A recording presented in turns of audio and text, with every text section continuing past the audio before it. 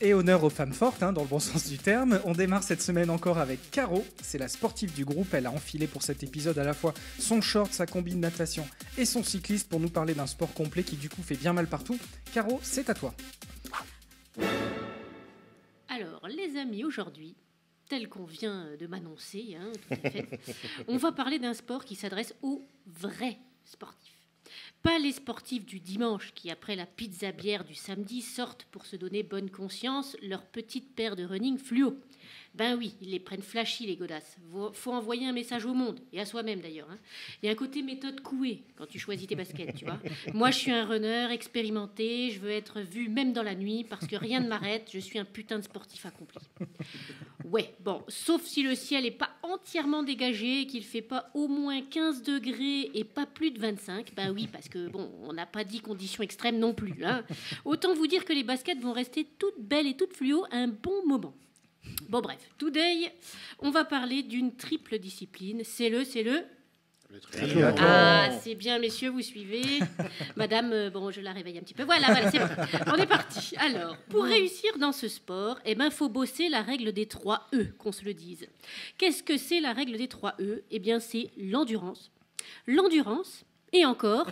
L'endurance. Bien, qu'est-ce qu'on suit ? Bien, ils sont bons. Alors, je suis sûre qu'à l'écoute de ce cocktail d'entraînement, vous avez tous les guibolles qui frétillent d'impatience à l'idée de prendre le départ du prochain triathlon organisé dans le coin. C'est bien ça, les amis ? Non, c'est clair. Non ? Je suis déçue. Alors, bon, ok, je continue quand même. Alors, le dernier triathlon international de la région a eu lieu il y a moins de 15 jours à Cannes. Petit clin d'œil d'ailleurs à Seb, s'il nous écoute. Félicitations pour ta participation à cette épreuve. Il a terminé 501e. Très bien. Un bon temps en plus. Pas mal du tout. Congratulations. Alors, les participants ne sont pas venus se dorer la pilule sur la côte d'Azur en se baladant le long de la mer. Car pour le parcours qui s'adresse aux triathlètes les plus expérimentés, ils se sont envoyés 2 km de natation. Je précise à toute fin utile que l'épreuve a lieu en mer, c'est pas la même que dans la piscine. Faut quand même s'envoyer 40 longueurs de bassin, de 50 mètres, mais en eau vive. Vous imaginez l'eau vive ? Ah ben non, je suis bête, effectivement. Quand vous allez à la piscine, c'est pour emmener le môme au bébé nageur, c'est ça ?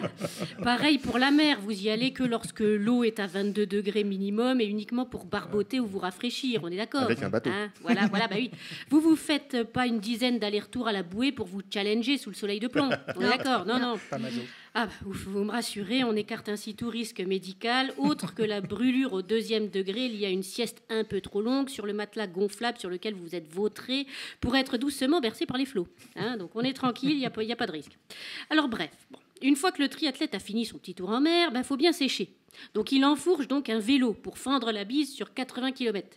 Bah oui, pas la petite balade du bord de mer, non, tant qu'à faire.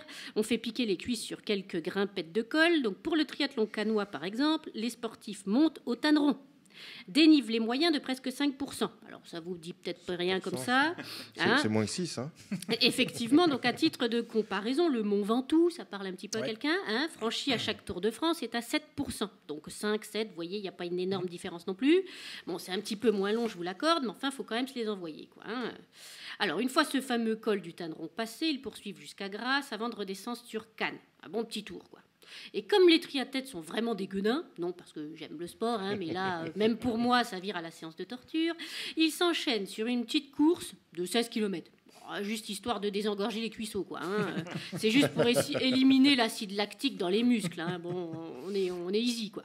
Bon, le meilleur court la portion en question en moins d'1 heure, soit... Attention les matheux, du coup, plus de 16 km/h.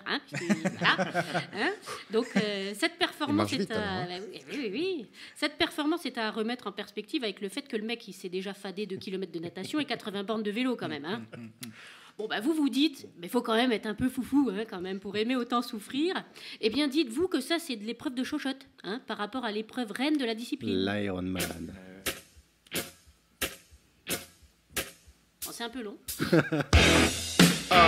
Yeah. Et non, les geeks, ne rêvez pas. Il ne s'agit pas d'une épreuve où Tony Stark vous prête sa super armure pour survoler la totalité du parcours. Il s'agit d'une espèce de super triathlon l'Ironman. Et oui, vous l'avez dit tout à l'heure. Alors, les distances n'ont rien à voir, puisque pour l'Ironman, l'épreuve de natation est de 3,8 km, au lieu des 2 km de l'épreuve standard. La distance à vélo est plus que doublée, puisqu'on se fait 180 bornes contre les 80. Et les Ironman et Ironwoman, parce qu'il n'y a pas que des mecs qui sont masos, ils finissent l'épreuve par un petit marathon. Alors les amis, je teste vos connaissances. Le marathon, ça fait combien de kilomètres? 42, Bien, 42, bien, quelque bien, chose, bien. non? Oui, bon, on va s'arrêter à 42. Ça ira vite. Donc les 3 épreuves représentent plus de 8 heures d'efforts consécutifs. Je ne sais pas si vous imaginez. 8 heures. 8 heures, voilà, 8 heures où vous n'êtes pas le cul sur le canapé. Quoi, On n'imagine Donc, pas. l'Ironman est né à Hawaï en 77, pour la petite histoire. C'est un commandant de la Navy qui en a eu marre d'entendre les soldats se comparer la quéquette en disant « Non, ce sont les coureurs, les sportifs les plus endurants. Ah non, moi je dis c'est les nageurs. Ah non, moi je dis c'est les cyclistes, etc. » Bon, bref. Le commandant a donc dit « Bah, on met les 3 à la suite et le gagnant sera donc l'Ironman. » Il est barré. Ouais. L'homme de fer pour les doués en anglais comme moi. Je vous fais la petite traduction quand même. Merci. Donc, sont fous ces militaires quand même, parce que bon, le hackathon éventuellement vous concernant, mais confortablement installé dans un open space sur un petit pouf moelleux, éventuellement. Alors oui, pour les non-initiés, le hackathon, c'est une réunion d'informaticiens pour trouver une solution à un problème informatique, et ça peut durer des jours et des nuits, jusqu'à ce que le Graal soit trouvé. Donc, Avec je sais du pas, coca, de la pizza. Voilà, la pizza, pas se laver trop près non plus, voilà. Alors, maintenant qu'on a vu quelle serait l'épreuve qui conviendrait éventuellement à certains de ces messieurs, sous réserve que la pièce soit climatisée et qu'un brunch soit servi pour éviter l'hypoglycémie, passons à mon coup de gueule. Ah, alors attention. Un coup de cœur, un kéké, un quiz. Alors, ce sera un coup de gueule. Voilà. Genre high kick dans ta tronche. Alors, l'athlétisme mondial est dans la tourmente depuis les révélations de l'Agence mondiale antidopage. En novembre, détaillant une culture profondément enracinée de la tricherie dans l'athlétisme russe. L'ancien président de la Fédération internationale, Lamine Diak, a été mis en examen début novembre pour corruption passive, notamment soupçonné d'avoir fermé les yeux sur des cas de dopage en échange d'argent. Le mec, sympa, quoi. Le préjudice est énorme pour la discipline, notamment en termes d'image. Adidas était d'ailleurs le sponsor de la Fédération d'athlétisme russe et a décidé de stopper le contrat. Le préjudice est donc également financier. C'est tout simplement dégueulasse pour tous les sportifs qui sont clean et qui sont forcément moins performants que les autres. En plus, ces scandales à répétition détournent les spectateurs de la discipline, et lorsqu'un record est battu, il est toujours remis en question parce qu'on se dit « ouais, mais le mec, il doit être chargé, etc. » Finalement, on ne prend pas en compte la performance. Donc voilà, c'est vraiment le coup de gueule. Écoutez les sportifs, essayez d'être clean quand même, c'est meilleur pour votre santé, et en plus, ça nuira pas à la réputation de vos sports, et ce sera tout à votre honneur. Merci. Bravo, on ne pourra pas aller en vacances à Saint-Pétersbourg. Donc, c'est dommage. Eh ben.